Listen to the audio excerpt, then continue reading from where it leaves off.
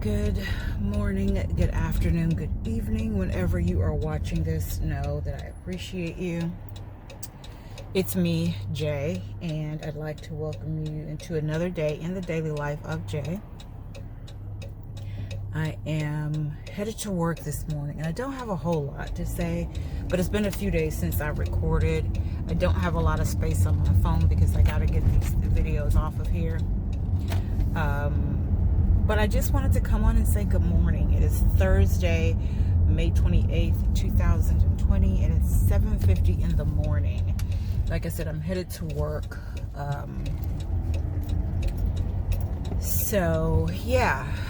Just wanted to come on and say good morning. Like I said, check in with you guys, see how you're doing.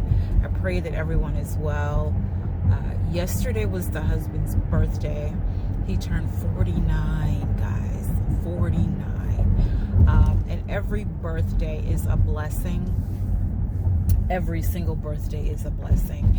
Every day that the Lord allows you to be here is a blessing. And that means that he's not done with you yet here on the earth realm.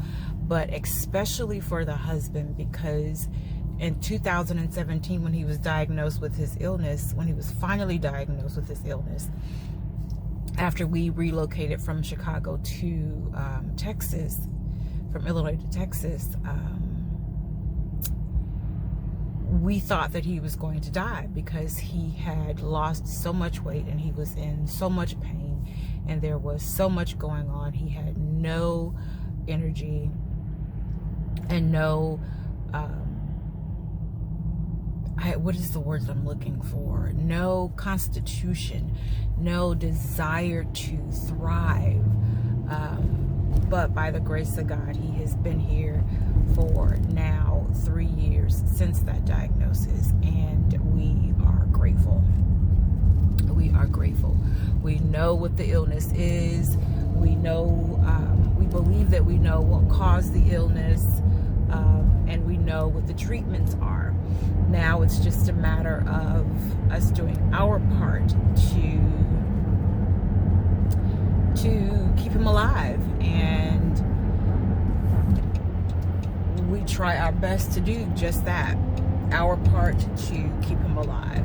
So yesterday he just kind of wanted to drive around a bit. We had done a whole lot for him over the weekend as far as, you know, what he wanted for his birthday, as far as material things are concerned.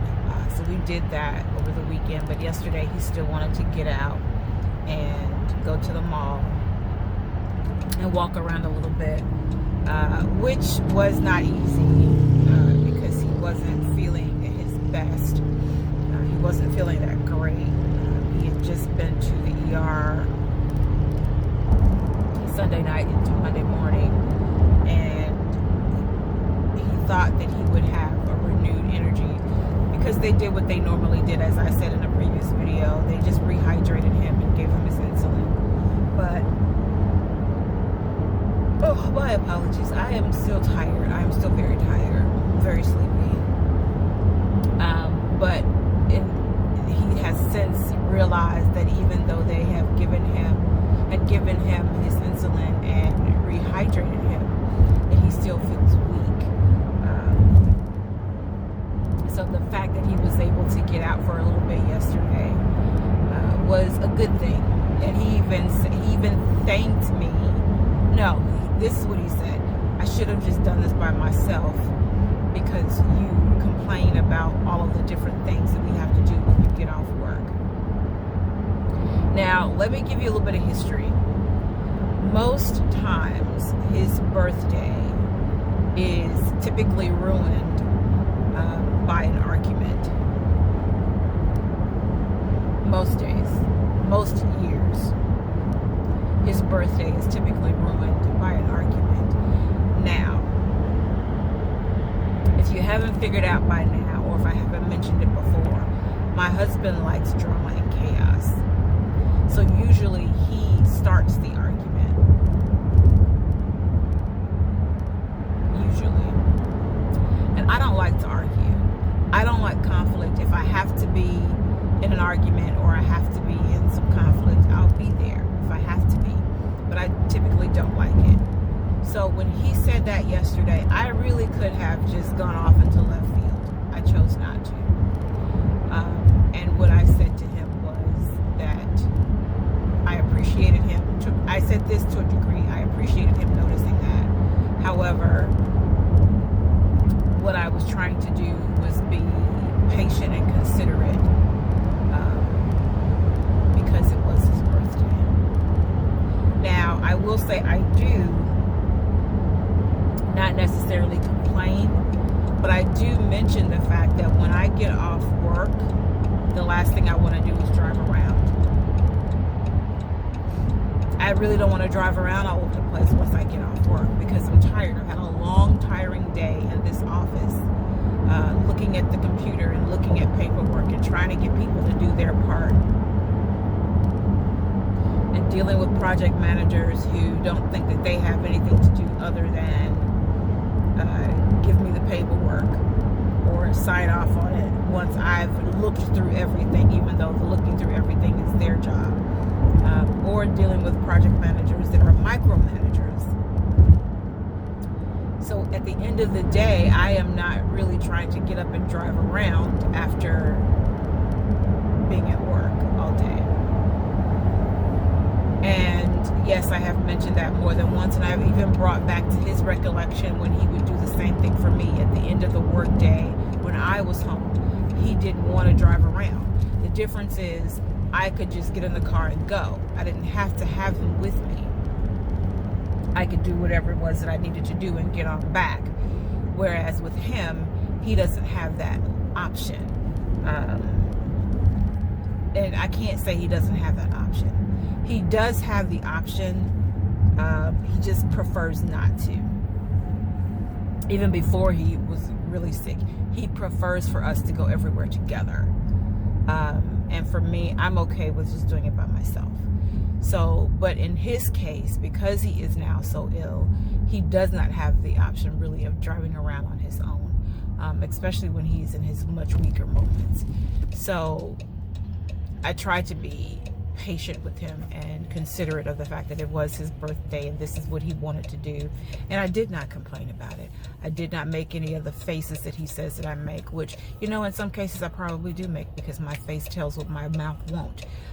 But I did my best. I was really very conscious of not doing that. So maybe that is today's word of wisdom. Even though I didn't record yesterday, which was Wednesday, maybe that is today's word of wisdom. Be patient and considerate with others. Be conscious of what it is that they need, despite how you feel. Because sometimes you have to do what it is that they need you to do versus what it is that you want to do. Sometimes, not all the time, but sometimes. You know, we have our caveats. There are times when people want us to just do whatever it is that they want us to do. They're being really very selfish and inconsiderate. And we do that. We fall for it. We go in for it all the time. But I would say in most cases, you don't have to do that. But in some cases, you do have to be considerate. I have a light out. I just realized that. You do have to be considerate of another person's desires, despite how you may feel. Especially on special occasions, such as a birthday. So, that will be today's word of wisdom for you. So I'm going to go ahead and get off of here because I'm almost at work. And like I said, I don't have much space left on the phone because I've got to take some stuff off of here. JuaitanRobinson.com. Go there, buy Life Took a Turn. It's $15 right now until I get the book in my hands, the final product in my hands at the end of June. With that $15, you will also get the first chapter to read while you wait for your book to arrive in the mail. I'm also working on a journal, a spiritual study journal. I'll have that up on the website by the end of June as well, if not before then. We got to get it to the publisher I would say today, but I'm going to say this week. By the weekend, I'm going to get it to the publisher. But I'm going to try to go ahead and get that up on the website so that that's up there before Life Took a Turn comes out. But right now, go to JuaitanRobinson.com and purchase Life Took a Turn for $15. And for that $15, you will also receive the first chapter of the book for you to read while you wait for your book to arrive in the mail. Peace and blessings. Remember to walk in your purpose and know that I appreciate you.